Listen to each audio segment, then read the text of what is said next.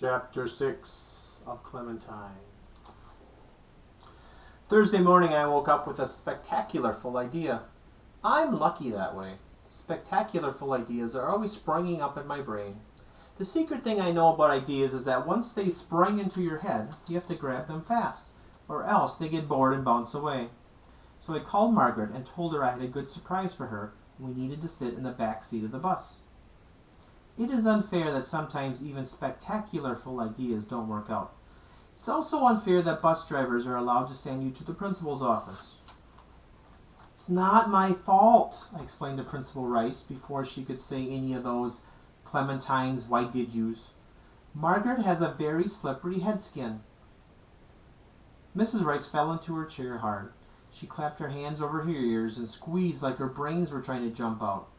Part of me wanted to see something like that, but most of me said, not today, thanks. Margaret's slippery head skin is not the problem, she said. The problem is that you tried to glue your own hair onto Margaret's head.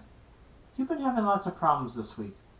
First of all, you cut off Margaret's hair, then you colored her head. Yesterday you cut off your own hair and colored your own head. And today this. Clementine, what's going on between you and Margaret?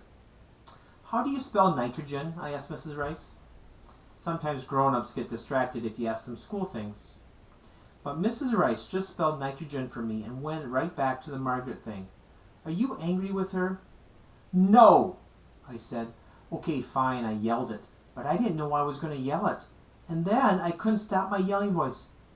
Here is how good of a friend I am to Margaret. I'm not even mad at her for last week at my party, even though she breathed on the M&M rocks in the back of the dump truck, which was the best part of my cake. And then she sat on my sparkle glitter paint set, which was my best present, and said it was an accident, but I don't think so. And now she's trying to look like me, except she has to get bracelets, and I don't. Oh, said Principal Rice. And then she didn't say anything at all. She just looked at me, which is the worst thing of all that can happen to you in the principal's office. I sat there swinging my legs back and forth like crazy for 300 hours, and then I said, "Can I be done here now?" And she said, okay, fine. Margaret's mother let her come over to play that after school. Does this mean she's all done being mad at me, I asked. Nope, she just doesn't think there's anything left for you to do to my head. Do to my head, sorry. Besides, she says I'm 9 years old and I should be able to protect my own head. And I told her some good news. I had just thought up. I'm 9 years old now, too. No, you're not. You're 8. She said, I came to your birthday last week. Which I remember. No, I explained, I was 8 after my party. 9 comes after 8, and it's after my party, so now I'm 9. That means we're the same age. That's ridiculous, yelled Margaret. I'm almost 10 and you're 8. You are not 9. She tried to flip her hair, which didn't work out so well without actual hair, and her head got even redder under the scrubbed-off marker. Yes, I am, I told her. I'm in the gifted class for math, so I understand about numbers. Then Margaret left and slammed my door. That Margaret, after all I've done for her, helping her fix her stupid hair. I followed her into the lobby and yelled, You shouldn't have breathed on my cake and sat on my present, and I don't want you to look like me. But she didn't even turn around, so now I have nobody to play with for the rest of my life. But I don't care because I was 9. Or maybe it was just after 8. Okay, fine. Being after 8 reminded me that I hadn't checked yet to see if I started growing a beard. So I ran into the bathroom. While I was there, I accidentally climbed under the toilet seat to look out the window into the side alley to see if Margaret went out there. I didn't see her, but I didn't care, especially when I looked in the mirror and saw that I had started growing a nice brown beard on one cheek. Hey, Bill, I yelled. Bill is my dad's for other people name. Where's your razor? Dad came skidding into the bathroom so fast I thought his feet might be on fire, but they weren't. I showed him my beard. Dad squinted and sniffed my cheek. That's not a beard, Clementine, he sighed. That's chocolate frosting. As a matter of fact, that smells exactly like the kind of chocolate frosting that your mother put on the cake she made for her book club, which nobody was supposed to touch.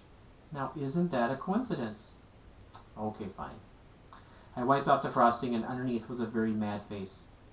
Clementine, my dad said, you know girls don't grow beards. What about the amazing bearded lady at the circus? What about that, huh? Clementine, I told you 100 times you can't grow a beard.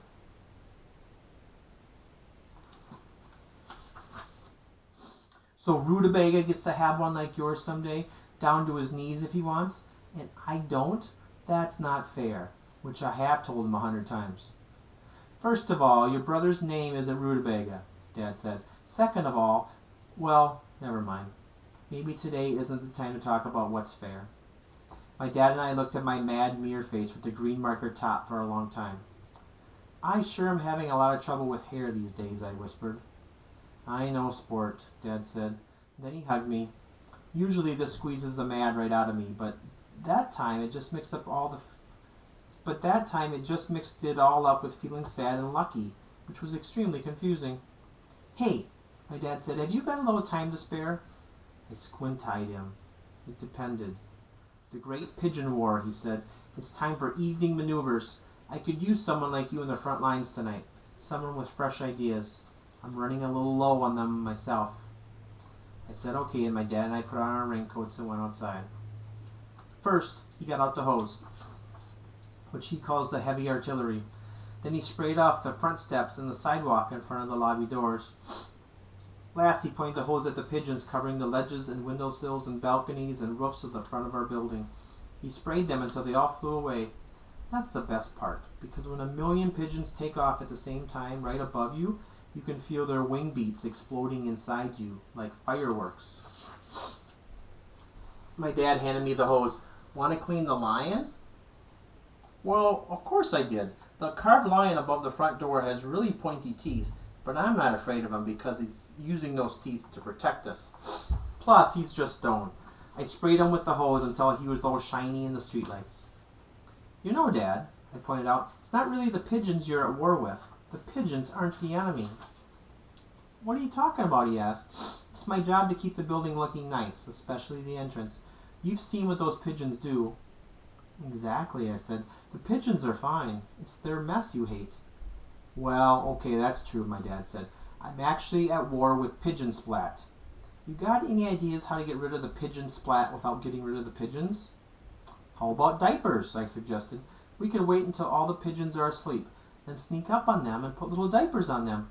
Brilliant, my dad cried. See, that's what I'm talking about. I can always count on you to see things from a new angle. I'm going to make you a captain. You made me captain last week for the idea about charging them rent, I reminded him. You can be sergeant then, he promised. Never mind, I said. Who would change all those diapers every day? Not me. Dad said. Excellent point.